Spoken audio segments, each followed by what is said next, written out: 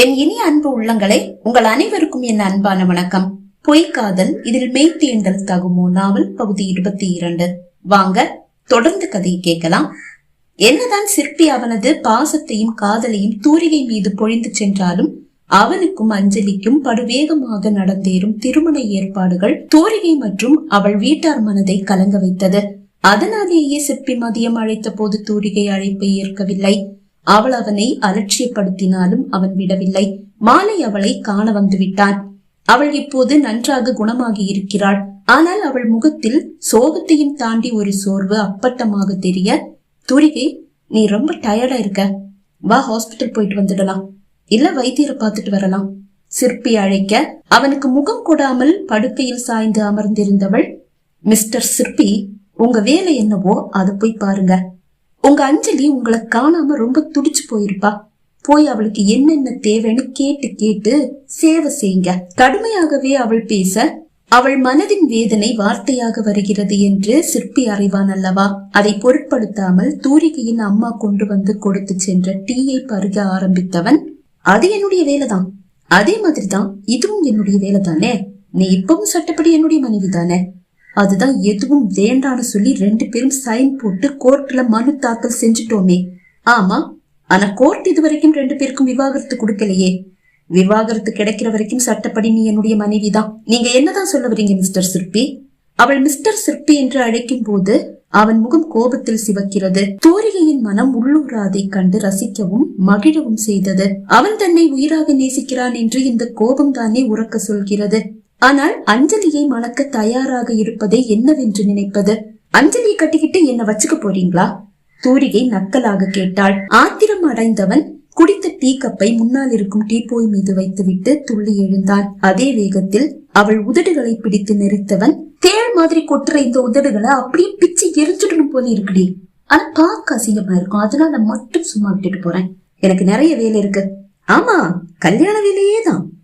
அஞ்சலிய கட்டிக்கிட்டு உன்னை வச்சுக்கதான் போறேன். 2 கோடி உனக்கு கொடுத்ததுக்காக எல்லாம் இல்ல, சும்மா உன்னை பார்த்தாலே உள்ளூர் அப்படியே கல்லூருது, போதாததுக்கு ஜிவ்னு போதையும் ஏறுது. உன்னை விட முடியுமா? கல்யாணம் முடிஞ்சதும் வந்து உன்னை கூட்டிட்டு போறேன், நீ சொன்ன மாதிரி வச்சுக்கதாண்டி என்றவன் அவள் முகம் கோபத்தில் சிவப்பதை பார்த்து மனதிற்குள் சிரித்தபடியே அறையை விட்டு வெளியே சென்றான்.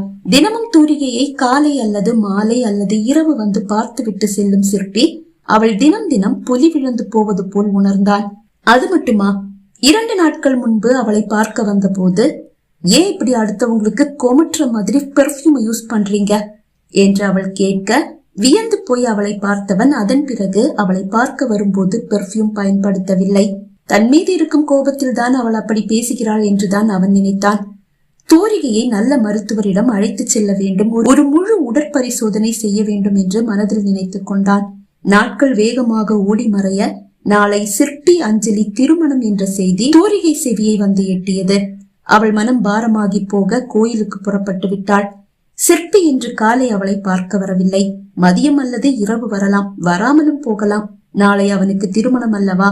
நீண்ட நாட்களுக்கு பிறகு இன்று தூரிகை ஒரு சுடிதாரை எடுத்து அணிந்து கொண்டாள். சிற்பியின் வீட்டில் எப்போதும் சேலை அல்லவா கட்டுவாள். சேலை அழகுதான், ஆனால் வேலை செய்ய வசதியாக இருக்காது. கோயிலை எட்டியவள் முருகனை தரிசித்து விட்டு வந்து ஒரு மரத்தடியில் அமர்ந்தாள். பிரசாதமாக புளியோதரை கொடுக்கிறார்கள் என்று யாரோ கூற அதை வாங்கி உண்ண வேண்டும் என்று அவளுக்கு ஆசை. எழுந்து சென்று வரிசையில் நின்றாள். ஆனால் புளியோதரையிலிருந்து வரும் வாசனை அவளை ஏதோ செய்தது. குமட்டி கொண்டு வர அங்கிருந்து விலகி வந்து விட்டவளுக்கு சந்தேகம். வயிற்றில் கை வைத்தவள், நாள் தள்ளி போயிடுச்சே, நான் ஏன் இதை கவனிக்கல என்று முணுமுணுத்தாள். குட்டி பாப்பா என்று ஆசையாய் முணுமுணுத்தவளின் இதழ்களில் அழகான ஒரு புன்னகை மலர அவள் முகம் இன்னும் அழகாக மாறியது. அவள் கன்னங்கள் குங்குமமாக சிவந்து போனது. சிற்பியை உடனே பார்க்க வேண்டும், அவனிடம் இந்த நல்ல செய்தியை கூற வேண்டும் என்று அவள் மனதில் ஒரு ஆவல் எழுந்தாலும் முதல்ல கார்டை வாங்கி டெஸ்ட் பண்ணிட்டு உறுதிப்படுத்திக்கலாம், அதுக்கப்புறமா முதல்ல சிற்பி கிட்ட இந்த சந்தோஷமான செய்தியை சொல்லணும் என்று நினைத்தாள். ஆனால் அடுத்த நொடி அவனிடம் ஏன் சொல்ல வேண்டும் என்று கேட்டது மனம். சரிதானே, அவர் அஞ்சலியை கட்டிக்கிட்டு சந்தோஷமா இருக்கட்டும், எனக்கு இந்த சந்தோஷம் போதும், இது அவர்கிட்ட சொல்ல போறதில்ல. தனக்குத்தானே கூறிக்கொண்டவள் கோயிலை விட்டு வெளியே வந்தாள். வீட்டை நோக்கி நடக்கும் போது எதிரே வந்த ஒரு மெடிக்கல் ஷாப்பில் இருந்து பிரெக்னன்சி டெஸ்ட் கார்டு ஒன்றை வாங்கி பத்திரமாக தன் கைப்பையில் வைத்துவிட்டு மெல்ல நடக்க ஆரம்பித்தாள். இப்போது பார்க்கும் அனைத்து காட்சிகளும் அழகாக தெரிகிறது. இடையிடையே அவள் கரம் வயிற்றை வருடி பார்த்து கொண்டது. அந்த நதிக்கரையை எட்டிய போது வழக்கத்திற்கு மாறாக நதி மிகவும் அழகாக காட்சி அளிப்பது போல் அவளுக்கு தோன்ற அவள் கால்கள் நதியை நோக்கி நடந்தது. நதியில் இறங்கி கால் நனைக்க வேண்டும் என்று ஒரு ஆசை. அவள் நீரில் இறங்கி விட்டாள். அப்போது அது வழியாக காரில் வந்த சிற்பி காரை நிறுத்திவிட்டு பதற்றத்தோடு இறங்கி அவள் அருகில் ஓடி வந்து அவள் கரத்தை பிடித்தான். திடுக்கிட்டு திரும்பி பார்த்தவள் சிற்பியை கண்டதும் முகம் மலர்ந்தாள். ஆனால் அவன் விழிகளில் பதற்றம். அதன் காரணம் இறுக பற்றி இருக்கும் அவன் கரம் உறக்க கூறியது. சாக போகிறோம் என்று அவன் நினைத்து விட்டான். சிரித்தவள், சாக போறேன்னு நினைச்சிட்டீங்களா என்று கேட்டாள். அப்படி நினைக்கல, ஆனா நீ ஏன் நதியில இறங்கி நிக்கிற? சும்மாதான். எனக்கு நீச்சல் எல்லாம் தெரியும், நான் சாகவும் மாட்டேன். முன்னாடினா கொஞ்சம் யோசிச்சிருப்பேன், இப்ப ரொம்ப சந்தோஷமா வாழணும்னு தோணுது என்று கூறும்போது அவள் கரம் அவளையும் அறியாமல் வயிற்றை தொட்டது. சட்டென்று புரிந்து கொண்ட சிற்பியின் முகம் மலர்ந்தது. அவன் கரத்தில் இருந்து தன் கரத்தை விடுவித்திருந்தவள் மெல்ல நடக்க ஆரம்பித்து விட்டாள். எட்டி அவள் கரத்தை பிடித்த சிற்பி, தூரிகை நம்ம குழந்தை ஆவலாய் கேட்டான். அவனிடம் கூற மனமில்லாதவள், யார் சொன்னது என்று கேட்டாள். அவள் வயிற்றின் மீது பதிந்த அவன் விழிகள், அப்ப இல்லையா ஏமாற்றத்தோடு கேட்டான். இல்ல, என்னுடைய அக்காவுக்கு குழந்தை பிறக்க போது நான் அந்த சந்தோஷத்தை பத்தி சொன்னேன். தன் கரத்தை அவன் கரத்தில் இருந்து இழுத்து கொண்டு அவள் மீண்டும் நடக்க ஆரம்பிக்க, நான் உன்னை வீட்டுக்கு கூட்டிட்டு போக வந்த தூரிகை என்றான். வியப்போடும் மகிழ்ச்சியோடும் தலை திருப்பி அவனை பார்த்தாள். அஞ்சலி தான் கூட்டிட்டு வர சொன்னா என்றதும் அவள் முகம் இருண்டு போனது. அஞ்சலியா? ஏன் அவளுடைய கால் அமுக்கி விட வேற நல்ல ஆள் கிடைக்கலையா? கோபமாக கேட்டாள். கால் அமுக்கி விட இல்ல, நீ மருதாணி ரொம்ப அழகா போடுறியாம், அவளுக்கும் போட்டு விட கூட்டிட்டு வர சொன்னா. உங்க வீட்டுக்கு தான் போயிட்டு இருந்தேன், வழியிலேயே உன்னை பாத்துட்டேன். விரக்தியோடு சிரித்தவள், முடியாதுன்னு சொல்ல முடியாதே, 2 கோடி கொடுத்திருக்கீங்க, அதுக்கு மேல 5 கோடி கொடுத்து உங்க அம்மா கிட்ட இருந்து என்ன விடுவிச்சிருக்கீங்க, கண்டிப்பா வந்துதானே ஆகணும். செல்லை எடுத்து அம்மாவை அழைத்து விஷயத்தை கூறிவிட்டு அவனோடு புறப்பட்டாள் தூரிகை. சிற்பியின் வீட்டிற்கு வந்ததும் ஹாலில் அமர்ந்திருக்கும் அஞ்சலிக்கு மருதாணி போட்டுவிட்டு உடனே புறப்பட அவள் தயாராக அவளையே உன்னிப்பாக கவனித்துக் கொண்டிருந்த பாட்டி அவள் கரத்தை பிடித்தார். தூரிகை, உனக்கு நாள் தள்ளி போயிடுச்சாமா? அவர் மகிழ்ச்சியோடு சத்தமாக கேட்க ஹாலில் அமர்ந்திருந்த சிற்பி உட்பட அனைவரின் விழிகளும் தூரிகை மீது பதிந்தது. அஞ்சலியின் விழிகளில் டன் டன்னாக அதிர்ச்சி. சட்டென்று இல்ல பாட்டி என்றாள். ஆனால் அவர் முகத்தை பார்க்காமல் தான் அவள் கூறினாள். அவரது சந்தேக பார்வை அவளை துளைத்திறங்க, நான் கிளம்புறேன் பாட்டி என்றவள் கரத்தை இழுத்து கொண்டு நடக்க, தூரிகை நில்லுமா என்று கூறி அவளை தடுத்தார் பாட்டி. பாட்டியின் அழைப்புக்கு நின்று விட்டாலும் அவரை திரும்பி பார்க்காமல், என்ன பாட்டி என்று கேட்டாள். நீ இன்னைக்கு ஏன் கூட இருமா என்றார். அதிர்ச்சியோடு திரும்பி அவரை பார்த்தவள், நான் எப்படி பாட்டி இங்க? நாளைக்குதான் இங்க பெரிய காரியங்கள் அரங்கேற போகுதே. அவள் குரல் தழுத்தழுத்தது, விழிகள் பனித்தன.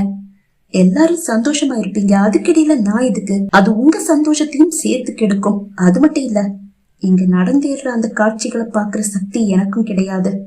இல்லம்மா, நீ நாளைக்கு இங்கதான் இருந்தாகணும். அப்படியாவது சில ஜென்மங்கள் திருந்துதானு பாக்கலாமே. அவர் விழிகள் இப்போது சிற்பியையும் அவன் அம்மாவையும் அதன் பிறகு அஞ்சலியையும் பார்த்தது. இல்ல பாட்டி என்று அவள் ஏதோ கூற வர, என்னுடைய கடைசி ஆசையா நீ இதை நினைச்சுக்கலாமா என்றார். அதற்கு மேல் அவளால் என்ன பேச முடியும்? ஒரு பெருமூச்சு விட்டவள், சரி பாட்டி, ஆனா நான் உங்க கூட உங்க ரூம்ல தான் இருப்பேன் என்றாள். சிற்பியின் இதழ்களில் ஒரு குறும்பு புன்னகை தவழ்ந்தது. கெட்டிக்காரிடி நீ, என்ன நெருங்க விடக்கூடாதுன்னு உனக்கு நீயே வேலி போட்டுக்கிற. ஆனா நாளையில இருந்து என்னுடைய அன்பு சிறைக்குள்ள உன்னை நான் அடைச்சு வச்சிடுவேனே, என்ன பண்ணுவ? மனதில் கூறிக்கொண்டான். கண்டிப்பாமா, நீ ஏன் கூட ரூம்ல தான் இருக்கணும். தாத்தா ஒரு நாள் வேற ரூம்ல படுத்துப்பாரு என்று பாட்டி குறும்பாக கூற தாத்தா சிரித்தார். இரவுதான் அஞ்சலியின் அப்பா அம்மா தங்கை, சிற்பியின் சித்தப்பா சித்தி பவித்ரா, அவனது 2 நண்பர்கள் கிரண் கிஷோர் அனைவரும் வந்து சேர்ந்தனர். தூரிகை பாட்டியின் அறையிலிருந்து வெளியே வரவே இல்லை. மறுநாள் காலை 7 மணிக்கு தான் முகூர்த்தம். கோயிலில் வைத்து தாலி கட்டுகிறான். வீட்டில் சிறு விருந்தும் ஏற்பாடு செய்யப்பட்டிருக்கிறது.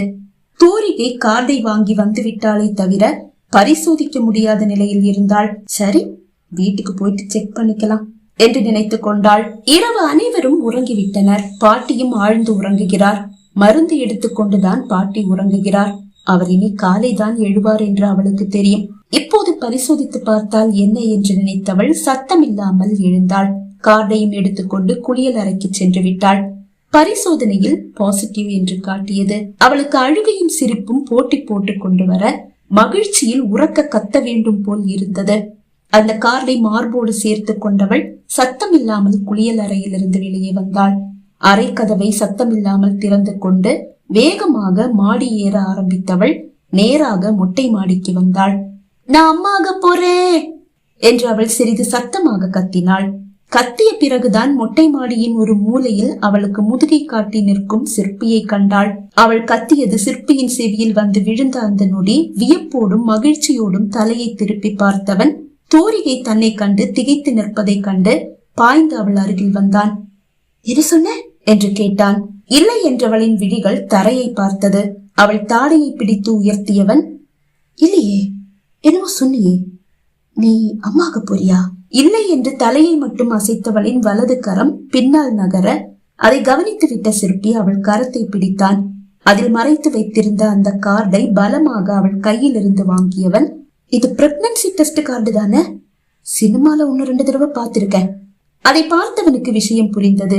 2 கோடுகள் இருக்கிறது. ஏய், பாசிட்டிவ்! தலை உயர்த்தி அவளை பார்த்தவனின் விழிகளில் காதலும் பாசமும் ததும்பி நிற்கிறது. அவள் முகம் குங்குமமாக சிவந்து போக தலை தானாக குனிந்து போனது. அவள் தாடையை பிடித்து உயர்த்தியவன், I love you, I love you so much என்று கத்தியபடியே அவள் இதழ்களில் அழுத்தி முத்தமிட்டான். அவனது மகிழ்ச்சி அணை உடைத்தோடும் வெள்ளமாக அவள் இதழ்களை ஆசையாய் புசித்தான். அவளை விட அவனுக்கு மனமே இல்லை. ஆனால் அவளுக்கு வலிக்குமோ என்ற சந்தேகம் வந்ததும் மெதுவாக அவள் இதழ்களை விடுவித்தவன் விழிகளை மூடி நிற்பவளின் விழிகளில் முத்தமிட்டான். மெல்ல விழிகளை திறந்து அவனை பார்த்தாள் தூரிகை. அவளை வாரி அணைத்தவன், இனி உன்னை நான் என்னுடைய கைக்குள்ள வச்சு பாத்துக்க போறேன். இனி உனக்கு நான் தாண்டி மெத்த. அவளை தூக்கி கொண்டு அவனது அறைக்கு வந்தான். படுக்கையில் மெதுவாக பூ போன்று அவளை கிடத்தியவன் அவள் அருகில் படுத்தபடியே அவளை வாரி எடுத்து தன் மார்பில் போட்டுக் கொண்டான். நான் போலும் பாட்டி என்று அவள் ஏதோ கூற வர அவள் இதழ்களை கவ்வி அவளை பேச விடாமல் தடுத்தவன் அவளை இறுக்கமாக அணைத்துக் கொண்டு அவன் இதழ்களை கன்னம் கழுத்து என்று மெல்ல ஓடவிட்டான். அவள் செவியில் இதழ் பதித்தவன், பாட்டியை பத்தி நீ கவலைப்பட வேண்டாம். பாட்டி காலையில தான் எந்திரிப்பாங்க. அதே மாதிரிதான் இனி நீ வேதனைப்படக்கூடாது. நீ எப்பவும் சந்தோஷமா இருக்கணும். என் மார்பிலேயே தூங்க என்று கூறினான். பாட்டி விழித்துக் கொள்வார், தன்னை தேடுவார் என்ற பயம் தூரிகையின் மனதில் இருந்தாலும் நீண்ட நாட்களுக்கு பிறகு அவன் அணைப்பில் சொக்கி போயிருந்தவள் மெல்ல விழிகளை மூடிக்கொண்டாள். எப்போதோ அவள் நெற்றியில் இதமான முத்தம் பதிய விழிகளை திறந்தவள் புன்னகையோடு அவளை அணைத்தபடி படுத்திருக்கும் சிற்பியை கண்டாள். இப்போதும் அவன் மார்பில் தான் படுத்திருக்கிறாள். குட் மார்னிங், டைம் 4 ஆச்சு. பாட்டி என்றவள் சட்டென்று துள்ளி எழ முயல அவளை மெதுவாக விடுவித்தவன், 6 மணிக்கு தான் பாட்டி எந்திரிப்பாங்க, நீ அவசரப்பட வேண்டாம் என்று கூறினான். படுக்கையில் இருந்து எழுந்து கொண்டவள், சரி நான் போறேன் என்று கூறிவிட்டு வாசலை நோக்கி நடக்கும் போது ஏதோ ஒரு புது நம்பிக்கை அவள் மனதில் உதயமாவதை உணர்ந்தாள். காலை 6 மணி. அனைவரும் தயாராகி இருந்தனர். அஞ்சலி ஒரு தேவதை போல் முகமெல்லாம் புன்னகையாக நின்று கொண்டிருந்தாள். பட்டு வேட்டி சட்டையில் சிற்பியும் ஜொலிக்கிறான். தூரிகை மட்டும் பாட்டியின் அறையிலிருந்து வெளியே வரவே இல்லை. தாத்தா, பாட்டி, அப்பா மூவரின் முகத்திலும் எந்த மகிழ்ச்சியும் இல்லை. அப்ப நம்ம புறப்படலாமா? அஞ்சலியின் அப்பா கேட்டார். புறப்படலாம் அங்கிள், ஆனா அதுக்கு முன்னாடி என்னுடைய சில சந்தேகங்களை நான் கிளியர் பண்ணிக்க ஆசைப்படுறேன் என்றாள். என்ன சந்தேகம் சிற்பி? பதற்றத்தோடு அஞ்சலி கேட்டாள். அஞ்சலி, நான் உடம்பு முடியாம படுக்கையில விழுந்ததும் என்னை இப்ப கட்டிக்க முடியாது, நான் குணமான பிறகு என்ன கல்யாணம் செஞ்சுக்கிறேன்னு நீ சொன்னல. ஆமா, அது எல்லாருக்கும் தெரிஞ்ச விஷயம் தானே. இப்ப நீங்க குணமாயிட்டீங்க, நான் உங்களை கல்யாணம் பண்ணிக்க தயாராயிட்டேன். இரு, என்ன பேச விடு. எனக்கு வேறொரு பொண்ண மனைவி ஆக்க போறாங்கன்னு உன்கிட்ட சொல்லும் போது கூட நீ ஓகே சொன்ன. சிற்பி, அது மனைவி இல்ல, உங்களை கூடவே இருந்து பாத்துக்கிற ஒரு வேலைக்காரி. சரி, அப்படியே இருக்கட்டும். அதுக்கும் நீ ஓகே சொன்னதானே? ஆமா சொன்னேன். அப்படி இருந்தும் நான் குணமாக ஆரம்பிக்கும் போது நீ ஏன் என்ன தேடி வரல? அது நீங்க என்ன அலட்சியப்படுத்துற மாதிரி எனக்கு தோணிச்சு. சரி, அப்படி எதுக்காக அதுக்கப்புறமா நீ என்ன தேடி வந்த? உங்க காதல் எப்படின்னு எனக்கு தெரியல, ஏன் காதல் உண்மையானது, அதனாலதான் நான் உங்களை தேடி வந்தேன். நீங்க என்ன மறந்தும். தூரிகை கூட நீங்க வாழறீங்கன்ற சந்தேகம் இருந்தும் என் காதல் உண்மையானது, அதனாலதான் உங்களை தேடி வந்தேன். உன் காதல் அவ்வளவு உண்மையானதா இருந்திருந்தா உங்க அப்பா பார்த்த மாப்பிள்ளைக்கு கழுத்தை நீட்டு நீ எப்படி தயாரான? அவரை கல்யாணம் பண்ணிக்க ஓகே சொன்ன நீ திடீர்னு கல்யாணத்தை நிப்பாட்டிட்டு என்ன தேடி வர காரணம் என்ன? அதை கேட்டு அஞ்சலி உட்பட அனைவரும் அதிர்ந்தனர். சிற்பியின் வீட்டாருக்கு தான் பெரிய அதிர்ச்சி. சிற்பியின் வீட்டார் அனைவரும் ஒருவரை ஒருவர் பார்த்து கொண்டனர். சிற்பி, நான் என்னுடைய பொண்ணுக்கு வேற மாப்பிள்ள பார்த்தேனா? இந்த பொய்ய உங்ககிட்ட சொன்னது யாரு? அஞ்சலியின் அப்பா பதற்றத்தோடு கேட்டார். சிரித்தவன் தன் செல்போனை எடுத்து வாட்ஸ்அப்பை ஓபன் செய்தபடியே, உங்க வாட்ஸ்அப்புக்கு ஒரு வெட்டிங் கார்டு வரும், அதை பார்த்ததுக்கு அப்புறமா பதில் சொல்லுங்க அங்கள், போதும் என்றான். வாட்ஸ்அப்பை திறந்து அவன் அனுப்பிய அந்த வெட்டிங் கார்டை கண்டவரின் வாய் மூடிவிட்டது. அஞ்சலியை பார்த்தவன், பணக்கார மாப்பிளைய கட்டிக்க முழு மனசோட சம்மதம் சொன்ன நீ ஏன் என்ன தேடி வந்த? இந்த கேள்விக்கு மட்டும் நீ பதில் சொல்லி போதும். ஆமா, நீங்க தூரிகைய மனைவியா ஏத்துக்கிட்டீங்கன்னு எனக்கு தோணிச்சு. அதனாலதான் என்ன அலட்சியப்படுத்தினீங்கன்னு தோணிச்சு. அதனாலதான் எங்க அப்பா விருப்பத்துக்கு அவர் பார்த்த மாப்பிளைக்கு நான் ஓகே சொன்னேன். ஆனா ஏன்னு தெரியல, என்னால உங்களை மறக்க முடியல, உங்களை தேடி வந்துட்டேன். இது பொய். சிற்பி கூற பொய்யா? என்னுடைய காதல் பொய்யா சிற்பி? சந்தீப் யாருன்னு தெரியுமா? 1000 கோடி சொத்துக்கு சொந்தக்காரர். அவரை வேண்டான்னு விட்டுட்டு உங்க மேல இருந்த காதலுக்காக உங்களை தேடி வந்தேன் பாருங்க. என்ன செருப்பாலேயே அடிக்கணும். தன் செருப்பை கழற்றிய அஞ்சலியை நோக்கி நீட்டினான் சிற்பியின் நண்பன் கிஷோர். அடிச்சுக்க அஞ்சலி, அவன் கூறியதை கேட்டு அவனை புரியாமல் பார்த்தாள் அஞ்சலி. உனக்கு ஒரு விஷயம் தெரியுமா அஞ்சலி? அந்த சந்தீப் எங்களுக்கும் ஃப்ரெண்டு தான், ஆனா அவ்வளவு க்ளோஸ் கிடையாது. ஜாக்பாட் விளையாடுற இடத்துல சந்திச்சுக்கிட்டோம், ஃப்ரெண்ட்ஸ் ஆயிட்டோம். அந்த நேரத்துல சிற்பிக்கு ஜாக்பாட் அடிச்சது. சிற்பியை கட்டி பிடிச்சு வாழ்த்துக்கள் சொன்னான். அப்படி ஃப்ரெண்ட்ஸ் ஆயிட்டோம். ஆனா அவனுடைய போன் நம்பரை நாங்க வாங்கிக்கல. ஜாக்பாட் அடிச்சாலும் சிற்பி அதை யார்கிட்டயும் சொல்ல வேண்டான்னு எங்க கிட்ட சொன்னான். அவனும் யார்கிட்டயும் சொல்லல. காசு என்னுடைய அக்கௌண்ட்டுக்கு வந்ததுக்கு அப்புறமா நானே எல்லார்கிட்டயும் சொல்றேன்னு அவன் சொல்லி இருந்தான். அவனுடைய அக்கௌண்ட்டுக்கு காசும் வந்தது. முதல்ல அந்த சந்தோஷமான செய்திய அவனுடைய அப்பா கிட்ட சொல்றதுக்காக அவனுடைய அப்பாவுக்கு போன் பண்ணவன் உன்னை தேடி வரும்போதுதான் விபத்துல சிக்கிக்கிட்டான். இந்த சந்தோஷமான செய்தியை தெரிஞ்சுக்கிற நீ சந்தோஷப்படுறத கண்ணால பார்த்து ரசிக்கணும்னு ஆசைப்பட்டு ஓடி வந்தான். ஆனா ஜாக்பாட் அடிச்ச விஷயத்த அவனுடைய அப்பா கிட்ட கூட அவனால சொல்ல முடியல. அதுக்குள்ள விபத்துல சிக்கிக்கிட்டான். லண்டன்ல கொஞ்ச நாள் ட்ரீட்மெண்ட் எடுத்துக்கிட்டான். அதுக்கப்புறமா ட்ரீட்மெண்ட்டுக்காக இந்தியாவும் வந்துட்டான். ஒரு நாள் ரொம்ப தற்செயலா நாங்க ஒரு ஹோட்டல்ல சந்தீப சந்திச்சோம். சிற்பிய பத்தி விசாரிச்சான். அவனுக்கு ஏற்பட்ட விபத்தை பத்தி சொன்னோம். ரொம்ப வருத்தப்பட்டான். அதுக்கப்புறமா ஒரு வாரம் கழிச்சு எனக்கு கல்யாணம், நீங்க 2 பேரும் கண்டிப்பா வரணும்னு சொல்லி 2 இன்விடேஷனை எங்களுக்கு கொடுத்தான். அதுல அவனுடைய வருங்கால மனைவி பேரு அஞ்சலின்னு போட்டிருந்தது. ஆனா அது நீனு எங்களுக்கு அப்ப தெரியல. 2 நாள் கழிச்சு ரொம்ப தற்செயலா நாங்க திரும்பவும் சந்தீப ஒரு ஹோட்டல்ல சந்திச்சோம். அப்பதான் என் கல்யாணம் நின்னு போச்சு ஃப்ரெண்ட்ஸ், உங்க நம்பர் இல்லாததால உங்களுக்கு தெரியப்படுத்த முடியல அப்படின்னு சொன்னான். ஏன் கல்யாணம் நின்னு போச்சுன்னு கேட்டதுக்கு, அஞ்சலி ஒருத்தனை காதலிச்சிட்டு இருந்தா, அந்த விஷயத்த அவன் முன்னாடியே என்கிட்ட சொல்லிட்டா.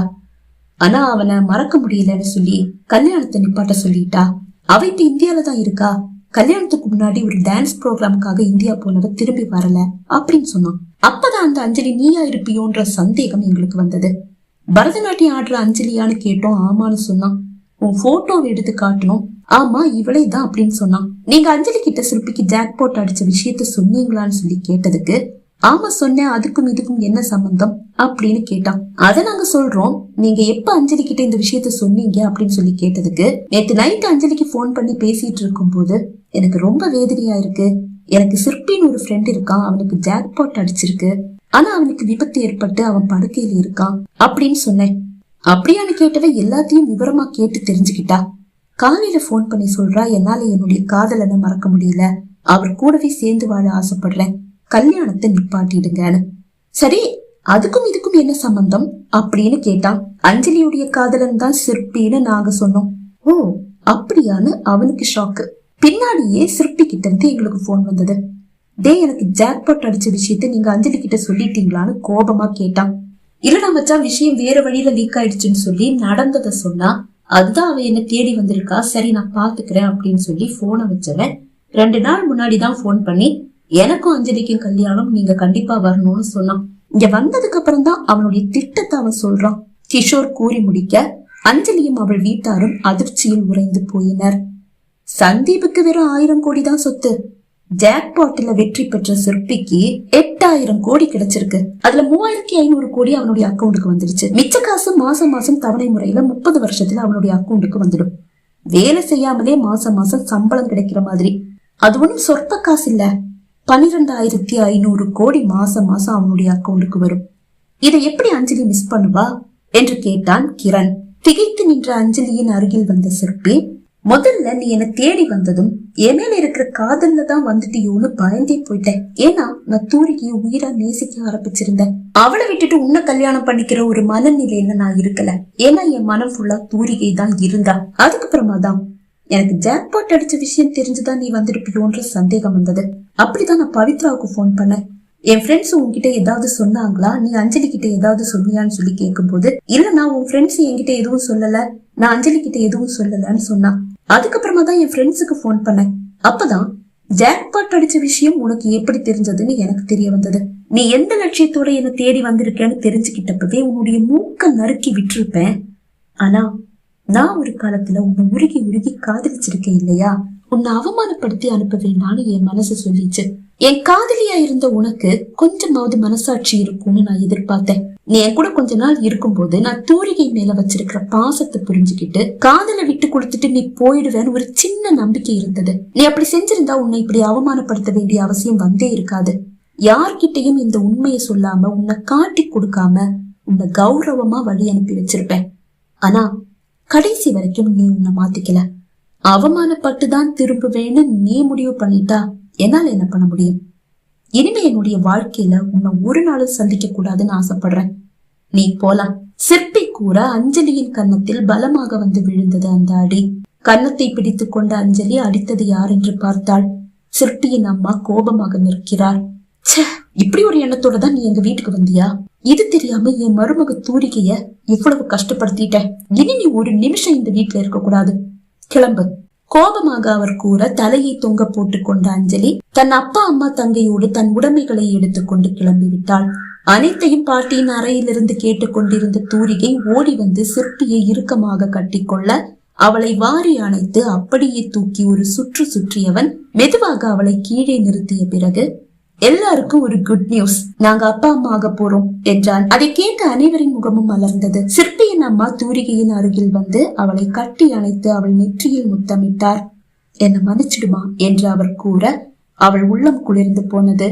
இதற்கிடையில் தூரிகையின் வீட்டார் பதறி அடித்துக் கொண்டு சிற்பியின் வீட்டிற்கு வந்து விட்டனர். தூரிகை காலை 6 மணிக்குள் வீட்டிற்கு வந்து விடுவதாக இரவு போன் செய்து கூறியிருந்தாள். ஆனால் இன்னும் வரவில்லை. அவள் ஏதும் தவறான முடிவை எடுத்து விட்டாளோ என்று பயந்துதான் ஓடோடி வந்தனர். ஆனால் அவர்களுக்காக காத்திருந்ததோ கண்கொள்ளா காட்சியும் செவியில் தேனாக பாயும் இன்ப செய்தியும். அவர்களின் மனமும் குளிர்ந்து விட்டது. தூரிகையின் அம்மா அவளை கட்டி அணைத்து அவள் நெற்றியில் முத்தமிட்டார். இதே நேரம் சிற்பியின் அம்மாவின் விழிகளோ தன் மீது இருக்கும் கோபத்தில் தன்னிடம் பேசாமல் இருக்கும் சிற்பியின் அப்பா மீது இருந்தது. பாராமுகமாக நின்று கொண்டிருந்த அப்பா விழிகளும் இப்போது அவரை நோக்கி திரும்பியது. அதை கண்டு முகம் மலர்ந்த அம்மா விழிகளால் அவரிடம் மன்னிப்பு கேட்க அதை ஏற்றுக்கொண்டவர் அம்மா அருகில் வந்து அவரை தன்னோடு சேர்த்து கொண்டார். பொய்க்காதல் இதில் மெய்தீண்டல் தகுமோ நாவல் நிறைவடைந்தது. நாவலை கேட்டு ரசித்த அனைவருக்கும் நன்றி. மீண்டும் ஒரு நாவலோடு உங்களை சந்திக்கும் வரை விடைபெறுகிறேன். நன்றி, வணக்கம்.